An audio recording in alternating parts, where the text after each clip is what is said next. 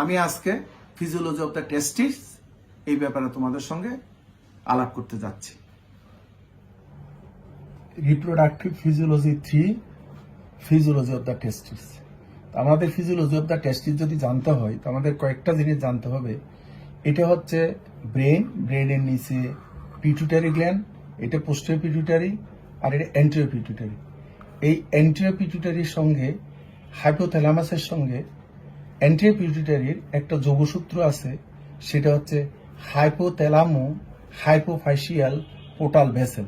এটা একটা ভেসেল যেটা হাইপোথ্যালামাস থেকে অ্যান্টেরিয়র পিটুইটারির মধ্যে চলে আসে।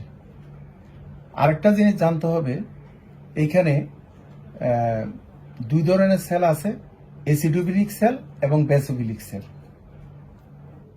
আরেকটা জিনিস আমাদেরকে জানতে হবে, এই টেস্টিসটা যদি আমরা সেপ্টামে ভাগ করি সেখানে 250টা লোবিউল এই টেস্টিসে পাওয়া যাবে। এখানে 1টা 2টা 3টা 4টা 5টা এরকম দিছে, আসলে 250টা লোবিউল পাওয়া যাবে।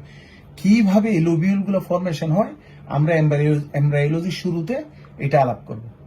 তো এখন 250টা লোবিউলের মধ্যে প্রতিটা লোবিউলে, এই যে এক একটা লোবিউল, প্রতিটা লোবিউলে এগুলো হচ্ছে সেমিনিফেরাস টিউবুলস থাকে, 1টা থেকে 4টা। আমি এখানে 2টা দিছি। সেমিনিফেরাস টিউবুলস থাকে 1টা থেকে 4টা। এই সেমিনিফেরাস টিউবুলসে থাকে দুই ধরনের সেল, একটা জার্ম সেল, আমি এখানে জার্ম সেল একটু গোল্লা করে দিছি, আর একটা সার্টুলি সেল থাকে। সার্টুলি সেলটা আমি এখানে দিইনি। এছাড়া এই সেমিনিফেরাস টিউবুলসের বাইরে আর কতগুলো ফোটা ফোটা আছে এই জায়গাটা, এইখানে থাকবে লিড এক্সেল, এখানে থাকবে লিড এক্সেল। এই হচ্ছে আমাদের মোটামুটি ফিজিওলজি অফ দ্য টেস্টিস জানতে গেলে এটা আমাদেরকে জানতে হবে। এখন আমি এইখানে যে সেমিনিফেরাস টিউবুলসে যে একটা সেল পাওয়া যাচ্ছে যেটা জার্ম সেল, এই যেমন সেমিনিফেরাস টিউবুলস থেকে দুইটা জিনিস পাওয়া যায়, একটা জার্ম সেল আর একটা সার্টুলি সেল, যেটা একটু আগে বলছিলাম যে সার্টুলি সেলটা দেখা যাচ্ছে না।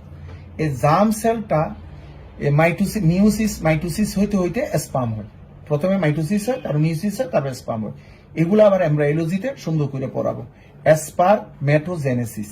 আচ্ছা, এই যে জার্ম সেল স্পারমেটোজেনেসিসের মাধ্যমে যে স্পার্ম হচ্ছে অর স্পারমেটোজোয়া হচ্ছে, সেটা কিভাবে হচ্ছে?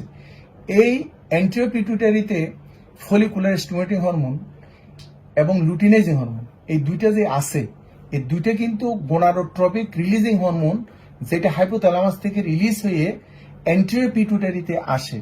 অ্যান্টেরিয়র পিটুইটারিতে গোনাডোট্রপিক রিলিজিং হরমোন এসে এখানে বেসোফিলিক সেলকে স্টিমুলেশন করে, তখন বেসোফিলিক সেল থেকে এই follicular stimulating hormone luteinising hormone release হয়। এখন এইখানে এই যে ফলিকুলার স্টিমুলেটিং হরমোনটা, এই ফলিকুলার স্টিমুলেটিং হরমোন টেস্টিসের উপর কাজ করে, টেস্টিসের উপর কাজ করে জার্ম সেলকে স্পারমেটোজোয়া করে বাই স্পারমেটোজেনেসিস। তাহলে আমাদের স্পার্ম হয়ে গেল। সুতরাং টেস্টিসে যে স্পার্ম আসে সেটা জার্ম সেল থেকে আসে এবং স্পারমেটোজেনেসিসের মাধ্যমে স্পার্ম হয় এবং করে কে ফলিকুলার স্টিমুলেটিং হরমোন এটার উপর কাজ করে। আসা করতে গে basophilic cell of the anterior pituitary, সহযোগিতা করে কে গোনাডোট্রপিক রিলিজিং হরমোন। আচ্ছা, এরপরে এই যে লোবিউল আছে, লোবিউলের সেমিনিফেরাস টিউবুলসের বাইরে যে ইয়েগুলো আছে, সেলগুলো আছে, সেই সেলগুলোকে লিডেক সেল বলে, অথবা ইন্টারস্টিশিয়াল সেল অফ লিডেক, যেটা আমরা ডিটেলস এমব্রায়োলজিতে পড়ব। এই লিডেক সেলের প্রথম অক্ষর কিন্তু এল, একটু মনে রাখতে হবে। লিডেক সেলের প্রথম অক্ষর এল। লিডেক সেল থেকে সিক্রেট হয় testosterone by the help of luteinizing hormone. এই লুটিনাইজিং হরমোনের প্রথম অক্ষরটা কিন্তু এল, এই এল এর সঙ্গে এল, তার মানে লুটিনাইজিং হরমোন এখানে কাজ করবে না, ফলিকুলার স্টিমুলেটিং হরমোন এখানে কাজ করবে না, যাতে মনে থাকে।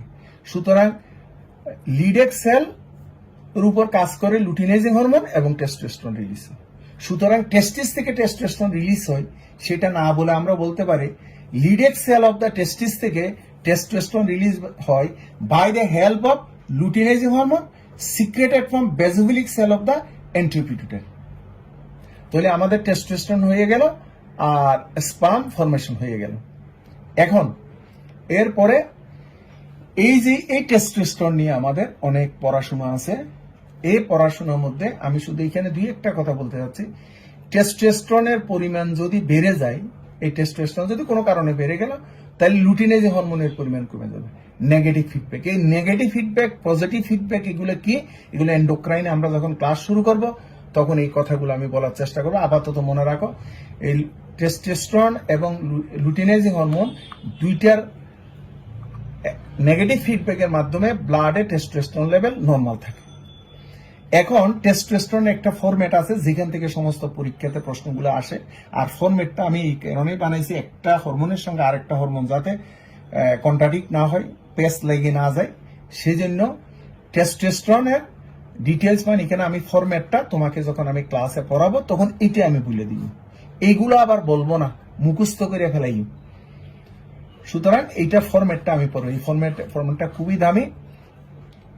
এখন আমরা কিছু এই টেস্টোস্টেরনের স্পেশাল ফাংশন আমরা একটু পড়বো। ইন্টারেস্টিং ঘটনা হচ্ছে, আমি অনেকগুলো ফাংশন আছে কিন্তু যেটা আমি ক্লাসে বলবো। এই শরীরের চুল গজাবে, মাথার চুল ঝরাবে, অর্থাৎ আমাদের যে শরীরের চুলগুলো গজাচ্ছে এর পিছনে প্রধান কারণ হচ্ছে টেস্টোস্টেরন। মাথার চুল যে কমাচ্ছে এর প্রধান কারণ হচ্ছে টেস্টোস্টেরন। একটা বাচ্চা 10, 12, 13, 14 বছর বয়সে ডাক্তারের কাছে এসে কমপ্লেইন করে তার চুলগুলো চলে যাচ্ছে, আরে বাবা, ওই ছোট বাচ্চার শরীরে মাত্র টেস্টোস্টেরন সিক্রেশন শুরু হয়েছে, যেটা লিটেক সেল থেকে রিলিজ হয় by the help of luteinizing hormone. এখন ওইটা তার শরীরে প্রথমবার আক্রান্ত করছে, আক্রান্ত বলতে বোঝাচ্ছে তার শরীরে প্রথমবার এটা সিক্রেশন হয়েছে, সেই জন্য ওরা তো চুল পছন্দ করে না, সেই জন্য চুলগুলোকে ফেলে দিচ্ছে। প্রথমে বেশি ফেলবে, কারণ টেস্টোস্টেরন এসে একটা আস্তে আস্তে ওর কাজটাকে অ্যাডাপ্ট হইতে হবে শরীরের মধ্যে। সেই জন্য কোনো একজন 14-15 বছর বয়সে কেউ যদি এসে চুল পড়িয়া যাচ্ছে কথাটা বলে, তাহলে আমার মনে হয় তাকে তেমন কোনো ওষুধপত্র দেওয়ার দরকার নাই, এটা বুঝিয়ে দিলেই আমার মনে হয়ে যাবে। আর যদি সেই বেশি চাই না, কোনো অবস্থাতে যেভাবে হোক আমার চুল চাই, মাথার মধ্যে আমার চুল চাই, তাহলে টেস্টিসটা কেটে দিতে হবে যাতে টেস্টোস্টেরন রিলিজ না হয়। এখন কি করবা? সুতরাং তোমাদের মধ্যে যে সমস্ত ডাক্তারদের মাথার মধ্যে টাক আছে, তার মানে তার টেস্টোস্টেরন মোটামুটি ভালোই কাজ করতেছে। যাদের মধ্যে মাথায় চুলে ভর্তি তাদের মধ্যে ডেফিনেটলি টেস্টোস্টেরন একটা প্রশ্নবোধক আছে। সুতরাং একজন ডাক্তার তার মাথার টাক সে গোপন করবে, টেস্টোস্টেরনকে গোপন করার সামিল নয় কি? সুতরাং একজন বুদ্ধিমান ডাক্তার সে যদি মাথার চুল ঝরে যায়, সে কোনো অবস্থাতে এটাতে ডিপ্রেসড হবে না, মনও খারাপ হবে না। আর অনেকে পাত্রকে দেখার জন্য মাথার মধ্যে চুল নাই পাত্রী বলে, তার মানে টেস্টোস্টেরন কি তার থাকবে না?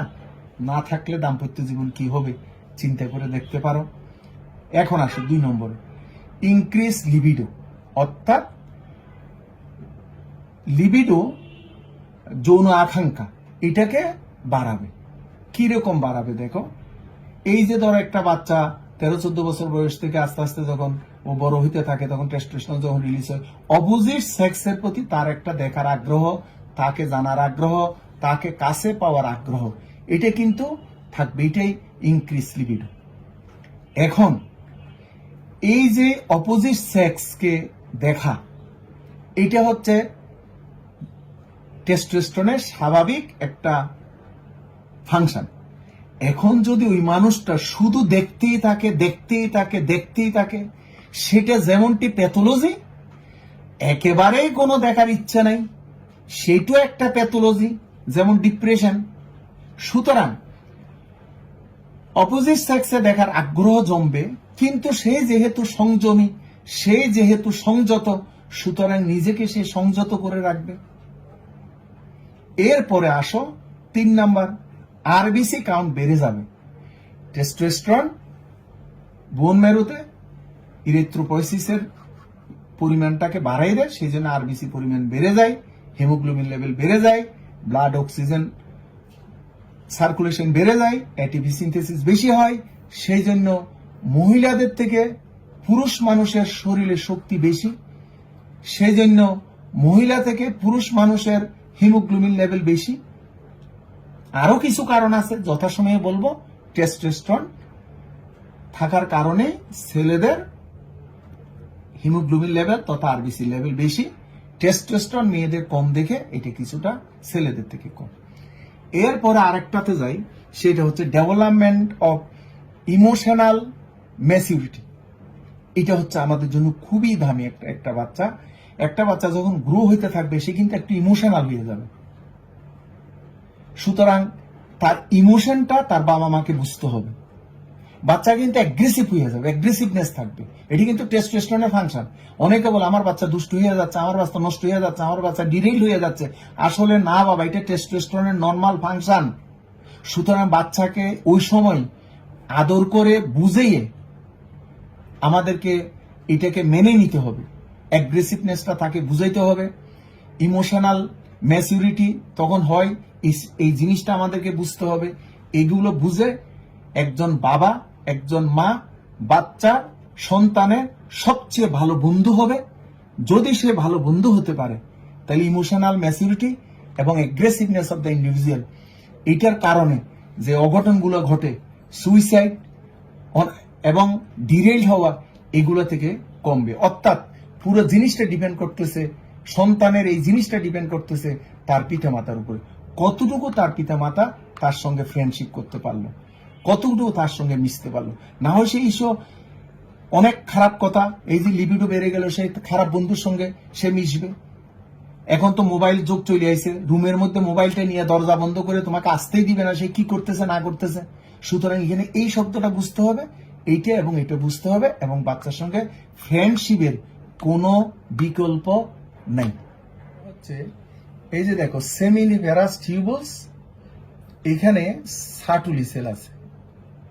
এই সার্টুলি সেল, এই যে সার্টুলি সেল থেকে ইনহেবিন একটা হরমোন সিক্রেশন হয়। Inhibin secreted by Sertoli cell of seminiferous tubules.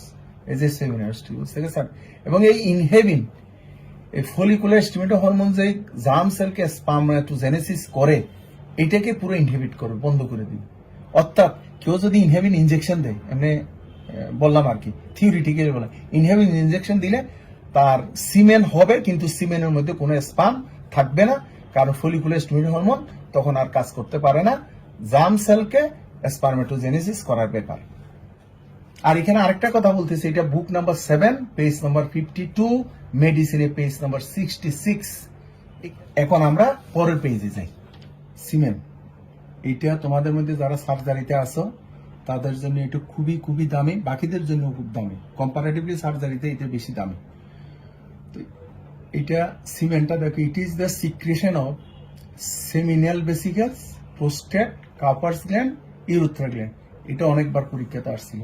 সিমেন কোত্থেকে আসে গেল, কোয়ান্টিটি কত, 2.5 থেকে 3.5 মিলিলিটার পার ইজাকুলেশন। স্পার্ম কাউন্ট হচ্ছে 100 মিলিয়ন পার মিলিলিটার। 100 মিলিয়ন মানে হচ্ছে 10 কোটি। তাহলে 2.5 থেকে 3 হইলে অ্যাবাউট 30 কোটি পার ইজাকুলেশনে স্পার্ম আসে। এখন স্পার্ম প্লাস সিমেনের কম্পোজিশন, এই কম্পোজিশন অফ সিমেন কি থাকে, ওই স্পার্মটা থাকে আনফার্টিলাইজড অবস্থায় থাকে, ফিমেল জেনিটাল ট্রাক্টে যাওয়ার পরে এটি কিন্তু ফার্টিলাইজেশনের মতো অবস্থা হবে। এরপরে সিমেন আসে থেকে from seminal vesicles, 60% total volume, সিমেনের টোটাল ভলিউমের 60% সেমিনাল ভেসিকলস থেকে আসে। ফ্রুক্টোজ, ফসফরাইল কোলাইন, এ ব্লা ব্লা ব্লা, এখানে এক পর্যন্ত আছে। এরপর আসে ফ্রম প্রোস্টেট থেকে আসে, কতটুকু আসে, 20% of total volume. 20% of total ভলিউমের সিমেন প্রোস্টেট থেকে আসে। থাকে কি, অ্যাসপারমিন, সাইট্রিক অ্যাসিড, জিঙ্ক, ব্লা ব্লা ব্লা, এরকম অনেক কিছু।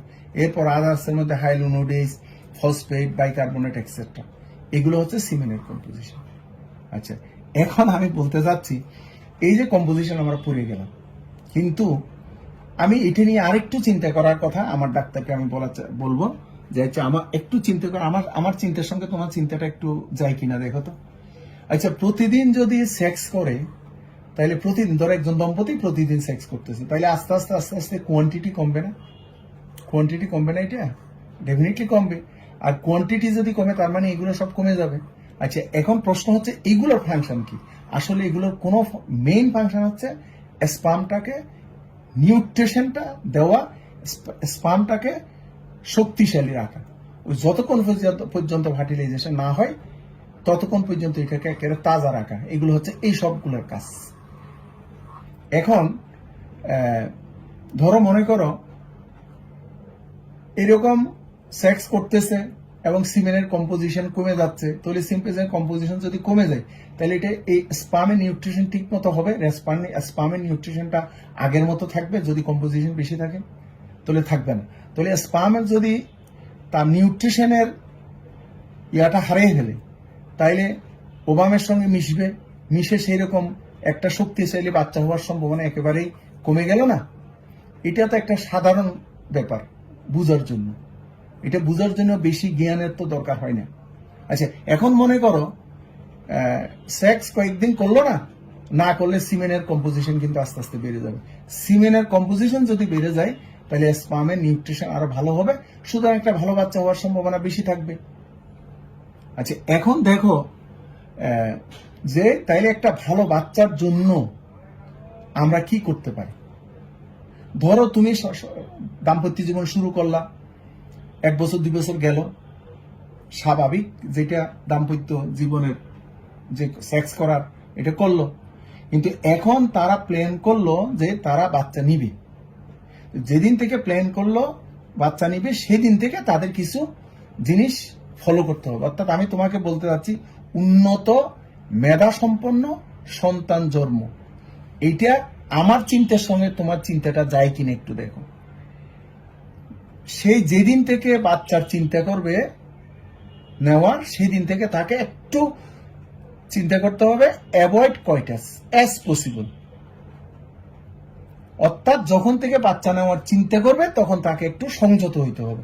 Avoid কয়টাস as possible. কেউ যদি 3 দিন পারে তাহলে ভালো, 4 দিন, 7 দিন, 10 দিন, 15 দিন, অ্যাজ পসিবল, অ্যাজ পসিবল। কারণ আমার যাতে সিমেনের কম্পোজিশনটা ভালো থাকে, এই উদ্দেশ্যটা যাতে আমাদের থাকে। এরপরে এই যে সুন্দর চিন্তার অভ্যাস করতে হবে। তোমরা আশ্চর্য হয়ে যাবা, ফার্টিলাইজেশনের যে কয়টাস, ওই কয়টাসের সময় একজন দম্পতি যে চিন্তাটা করবে সেই চিন্তা মোতাবেক কিন্তু বাচ্চাটা হয়। সেজন্য সুন্দর চিন্তার অভ্যাস করতে হবে। একজনে সংসার করতেছে, সে পরকীয়া করতেছে, তাহলে তার মন তো অসুন্দর, তাহলে অসুন্দর জেনেটিক্স আমি সেটা পড়াবো। একেবারে একজন অসুন্দর বাচ্চা, অসুন্দর মনের বাচ্চা তার জন্ম হবে। আমরা কিন্তু অনেক সময় বলি ভালো মানুষের সন্তান সাধারণত খারাপ হয়, মানে সাধুর ছেলে শয়তান হয়, হাজির ছেলে পাজি হয়। আসলে ঘটনাটা তা নয়। ভালো মানুষের সন্তান খারাপ হয় আসলে না। যে ভালো মানুষটার কথা বলছিলাম সে কিন্তু পরবর্তীতে ভালো হয়েছিল, কিন্তু বাচ্চাটা জন্ম দেওয়ার সময় যে ফার্টিলাইজেশনের সময় যে কয়টাস করছিল, ওই সারাউন্ডিং সময়ে সে কিন্তু খারাপ ছিল। ক্লাসে যদি থাকতা অনেকগুলো এক্সাম্পল আমি তোমাকে দিতাম। যা হোক, এরপরে সাধুর ছেলে শয়তান হয়, আসলে না, সে শয়তান সাধু হয়েছিল পরে, আগে ছিল শয়তান, ঠিক ওই সময় বাচ্চাটা হয়ে গেছে। একইভাবে হাজির ছেলে হাজি হবে, কোনোদিন পাজি হবে না। পরবর্তীতে হাজি করছে, কিন্তু প্রথম জীবনে সে একটু অসুন্দর ছিল, সেই জন্য অসুন্দর বাচ্চা হবে। সুতরাং এখানে সবচেয়ে দামি একটা জিনিস আমি মনে করি আমার সঙ্গে তোমার চিন্তাটা যাবে, সেটা হচ্ছে সুন্দর চিন্তার অভ্যাস করা। কারণ তুমি একটা কথা চিন্তা করো, আমাদের কিন্তু 5টা 10টা 10টা 15টা 20টা 40টা বাচ্চা হবে না, আমাদের 1টা 2টা 3টা বাচ্চা হবে। সুতরাং এই 1টা 2টা 3টা বাচ্চার জন্য আমাদেরকে একটু তো চেষ্টা করতেই হবে। এরপরে আচ্ছা, সৃষ্টিকর্তার কাছে প্রার্থনা করা। এটা হয়তো অনেকে এটা শুনলে, যারা মেডিকেল ছাড়া নন মেডিকেল অথবা মেডিকেলে আমার যারা স্টুডেন্ট না, তারা শুনলে বলবে যে এগুলো আবার কি কথা। আরে বাবা, এগুলো অনেক চিন্তা ভাবনা করে অনেক বছর, আমি 21 বছর পড়াচ্ছি, আমি 21 বছর ফলো করতেছি, আমার অভিজ্ঞতাই শুধু তোমার সঙ্গে শেয়ার করতেছি। তুমি এটাকে পছন্দ করতেও পারো, নাও করতে পারো, এটা তোমার একান্ত ব্যক্তিগত ব্যাপার। তবে আমার ডাক্তার যারা, তারা এটা 100% ফলো করবা, স্ট্রিক্টলি ফলো করবা, কারণ তোমাকে ভালো বাচ্চা হইতে হবেই, তোমার ভালো বাচ্চা হইতে হবেই। তাহলে এখন সৃষ্টিকর্তার কাছে প্রেয়ার করতে হবে অনেক দিন থেকে, যখন তুমি বাচ্চা নেওয়ার ইয়ে করবে। আচ্ছা, এই পর্যন্ত তো সৃষ্টিকর্তার কাছে আমরা দুই হাত তুলে অনেক প্রার্থনা করি না, কিন্তু একবার চিন্তা করো তো, ভালো বাচ্চা আসার জন্য কয়জনেই বা প্রার্থনা করে, কজনেই বা সৃষ্টিকর্তার কাছে দোয়া চায়, হে সৃষ্টিকর্তা আমাকে তুমি একটা ভালো বাচ্চা দাও, এটি কিন্তু চায় না। সুতরাং সৃষ্টিকর্তার কাছে তোমার অবশ্যই ঈমান থাকতে হবে, ওনার কাছে চাইলে তুমি পাবা এবং উনি তোমার ইচ্ছে পূরণ করবেন। সুতরাং একজন ডাক্তারের এটা করতে হবে, কারণ আমার উন্নত মেধা সম্পন্ন সন্তানের দরকার। এছাড়া যেমন আমি ভিটামিন ই, জিঙ্ক, আদার্স কিছু খাওয়ার কথা বলছি 2-3 মাস 4 মাস আগের থেকে, যেদিন থেকে বাচ্চা নিবে ঠিক এর আগের থেকে। অনেকে বলে বাচ্চা পেটে আসলে 3-4 মাস পর থেকে আয়রন ট্যাবলেট, আয়োডিন, এগুলো একটু ঠিক আছে কিনা দেখতে হবে। এর থেকে ফিমেলের দেখাচ্ছে মেলে যে স্পামটা যাবে একটা ভালো স্পাম যাওয়ার জন্য, তাইলে তাকে আগের থেকে এই জিনিসগুলো করতে হবে। তাকে ভিটামিন ই ক্যাপ খাইতে হবে প্রতিদিন 1টা করে, জিঙ্ক খাইতে হবে দিনে 2টা করে 3টা করে, এটা বেশি খাইলে কোনো অসুবিধা হয়। এবং আদার্স বলছে যে ভিটামিন ওষুধগুলো A to Z, যে কোনো water soluble vitamin, fat soluble vitamin, এগুলো, কারণ এইগুলোর কম্পোজিশন গুলো এখানে আছে, কিন্তু এগুলোর কম্পোজিশন এখানে আছে। আর অ্যাভয়েড কয়টাস এজ পসিবল, কেন এই সিমেনের মধ্যে জিঙ্ক আছে, ফ্রুকটোজ আছে, তার সাইট্রিক অ্যাসিড আছে, একটা স্পামকে শক্তিশালী করার জন্য এগুলো খুবই গুরুত্বপূর্ণ ভূমিকা রাখে। সুতরাং আমি ডেফিনেটলি আশা করতে পারি তোমার একটা ভালো সন্তান হবে। এখন আমরা অন্যদিকে একটু যাই। এই যে অনেকে বলে, এই যে ছোটকালে যেমন মাস্টারবেশন করে এই যে সিমেন্টগুলা শরীর থেকে নষ্ট করে ফেলে, এখন এটা আসলে মাস্টারবেশন কতটুকু উপযোগী সেটা আসলে আমাদের জানার দরকার আছে। আচ্ছা, এই জিনিসগুলো এখানে সিমেন্টের কম্পোজিশন, এতগুলো জিনিস, ফ্রুকটোজ, এটা আমাদের রেডিমেড এনার্জি করে, অ্যাসকর্বিক অ্যাসিড আমাদের শরীরে ব্লাড ভেসেল, বোনকে শক্ত করতে সহযোগিতা করে, জিঙ্ক নার্ভাস সিস্টেমকে শক্ত করতে সহযোগিতা করে, সাইট্রিক অ্যাসিড প্রচুর পরিমাণে এনার্জি দিবে। এরপর আর কোলেস্ট্রল গুলা, অনেকে বলে বেশি কোলেস্ট্রল খারাপ, কিন্তু স্বাভাবিক কোলেস্ট্রল গুলা আমাদের স্টেরয়েড হরমোনগুলো তৈরি করতে হেল্প করবে। সুতরাং এগুলোর গুরুত্ব অপরিসীম। যদি একটা ম্যাচিউর বাচ্চা 12-13 বছর 14 বছর থেকে যদি মাস্টারবেশন করে, তাহলে এই সিস্টেমগুলো, এতগুলো জিনিস শরীর থেকে চলে যাচ্ছে না। আচ্ছা, এগুলো শরীর থেকে চলে গেলে কি হবে? আমরা জানি, আমাদের মেডিকেল সায়েন্সে বলে যে জেনিটাল অর্গান পরিপূর্ণভাবে ডেভেলপ হইতে 21 বছর বয়স পর্যন্ত সময় লাগে। মানে ওর বয়স 21 বছর পর্যন্ত ওর জেনিটাল অর্গান ডেভেলপ হইতে এটা লাগে। 21 বছরে তার জেনিটাল অর্গান ডেভেলপ পরিপূর্ণভাবে শেষ হবে। আচ্ছা, এই জেনিটাল অর্গান ডেভেলপ, এইখানে কিন্তু ইয়াটা আছে, এই যে genital organ, reproductive organ, body, brain, এগুলো 21 বছর 20 বছর পর্যন্ত এখানে আছে, 21 বছর পর্যন্ত এগুলো লাগে। এখন কেউ যদি মাস্টারবেশন করে, তাইলে তার জেনিটাল অর্গানগুলো দুর্বল হয়ে যাবে না? দুর্বল অর্গানে কতটুকু সে ভবিষ্যতে আনন্দ পেতে পারে, কতটুকু সেই পরিতৃপ্ত হইতে পারে? সুতরাং এই 21 বছর পর্যন্ত এই জিনিসগুলোকে তার শরীরে ধরে রাখতে হবে, কারণ এটা জেনিটাল অর্গানকে পরিপূর্ণভাবে ডেভেলপ করে। আচ্ছা, 12-14 বছর যদি কেউ যদি বলে যে না, আমি এটা বিশ্বাস করি না, মাস্টারবেশন করতে হবে, যারা করছে তাদের হিস্ট্রি নিয়ে দেখো তুমি, এরা বিয়ের 2-3 বছরের মধ্যেই ওদের জেনিটাল অর্গান ঠিক মতো কাজ করতে পারে না। ক্লাসও হইলে সুন্দর করে আমরা বোঝানোর চেষ্টা করতাম, এখানে একটু রেস্ট্রিকশন আছে, সেই জন্য একটু কথাও আমাকে ওইভাবে বলতে হচ্ছে। আচ্ছা, এরপরে আসো, at what age is the brain fully developed? Although brain developed is subject to significant individual variation, most experts suggest that the brain is fully developed by age 25. mentalhealthdaily.com। সুতরাং এটা একটা রিলায়েবল সোর্স। ব্রেন ডেভেলপ হওয়ার জন্য আমাদের 25 বছর সময় লাগে, শরীরের সমস্ত অর্গান ডেভেলপ হওয়ার জন্য 21 বছর সময় লাগে, এবং এই দুইটা জিনিস ডেভেলপ হওয়ার জন্য এই কম্পোজিশনগুলো আমাদের বেশি পরিমাণে দরকার। কারণ আমরা জানি জিঙ্কের কাজ করবা, অথবা আমি যখন ভিটামিন পড়াবো এবং মেটাবলিজম সবগুলো পড়াবো, তখন এই ফিজিওলজি পুরো শেষ হয়ে যাবে, তখন এইগুলোর ফাংশন যে কি দামি সেটা তুমি বুঝতে পারবে। তবে এইটুকু বলে রাখি, মাস্টারবেশন যে করছে তারা এই যে 2-1 বছর পরে, বিয়ের 2-1 বছর পরে অসুন্দর রেজাল্টের জন্য, আরে জেনিটাল অর্গান ঠিক মতো কাজ করবে না তো। অনেকে বলে, এক স্টুডেন্ট আমাকে ফোন করে বলছিল, স্যার ঢাকা ইউনিভার্সিটিতে একজন ইউটিউবে সার্চে মাস্টারবেশন যদি না করা হয় ছোট বাচ্চাদের, তাহলে সেমিন এভারেজ টিউবগুলো ব্লক হয়ে যাবে সিমেনের জন্য। আরে বাবা, এটা কোন ধরনের কথা হইলো? সিমেনের জন্য নাকি ওই যে স্পামগুলো একসঙ্গে এখানে ব্লক হয়ে থাকবে, তাইলে সমস্যা হবে।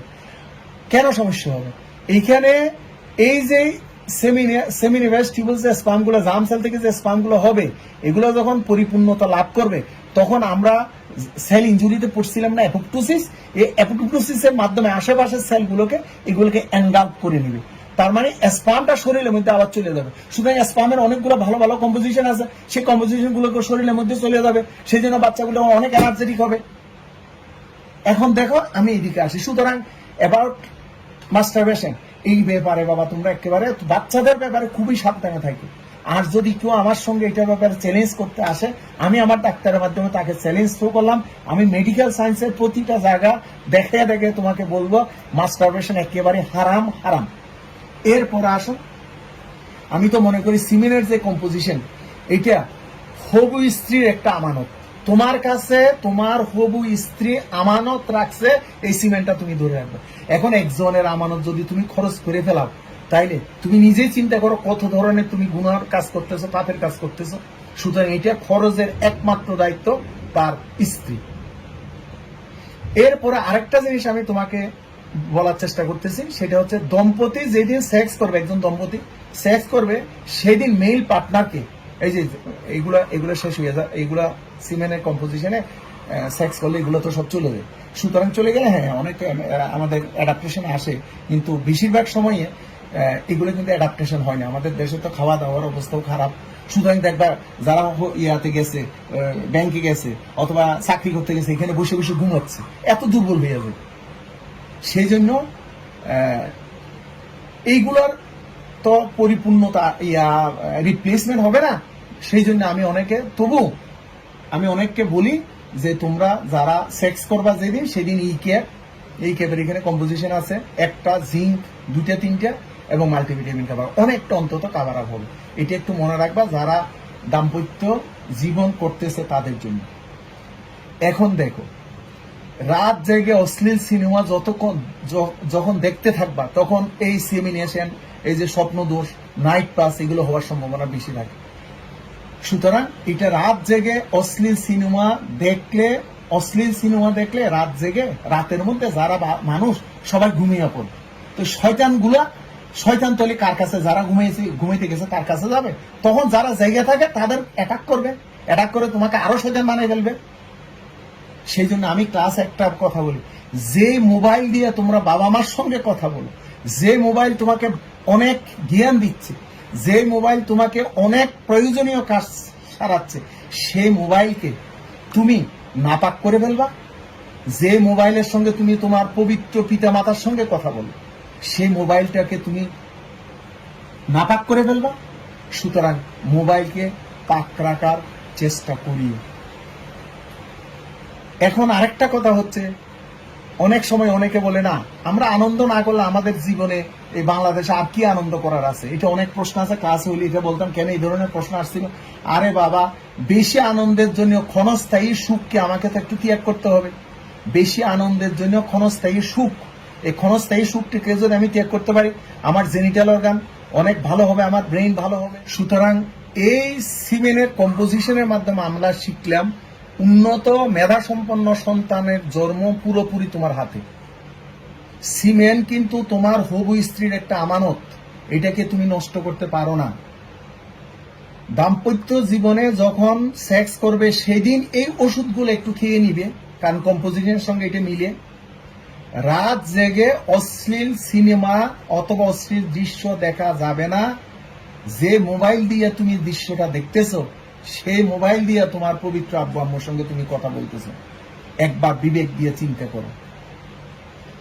আর যদি সিমেনের কম্পোজিশন গুলোকে যদি আমরা ধরে রাখতে পারি, মাস্টারবেশন যদি আমরা বন্ধ করতে উৎসাহিত করতে পারি, 21 বছর পর্যন্ত যার জেনিটাল অর্গান ডেভেলপ হবে, ব্রেনও ডেভেলপ হবে, তুমি আর বাচ্চা তোমাকে সারা জীবন আনন্দের মধ্যে রাখবে, খুশির মধ্যে রাখবে।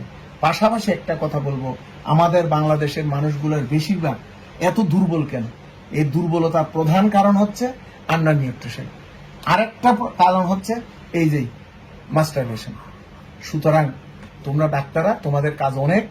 সুতরাং বাচ্চাদেরকে কোনো অবস্থাতেই স্কুলে যাতে খারাপ ছেলেদের সঙ্গে না মিশে, খারাপ দৃশ্য যাতে না দেখে, এইভাবে তোমরা তোমাদের একটা সুন্দর সংসার গড়ে তুলবা।